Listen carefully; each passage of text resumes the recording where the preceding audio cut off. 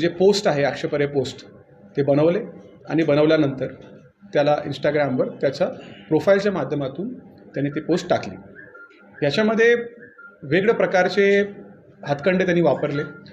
त्यांनी महिलांच्या प्रोफाईलचा वापर करून त्या नोबिक्सच्या युजरसोबत संपर्क केला आणि त्याच्याकडून त्याचा युजर नेम, पासवर्ड आणि बाकी डिटेल्स मागितले आणि याचा वापर करून त्यांनी त्या प्रोफाईलवर कंट्रोल घेतला आणि हॅक करून मग शेवटी हे जे आक्षेपार्ह पोस्ट आहे ते इंस्टाग्रामवर टाकण्यात आले.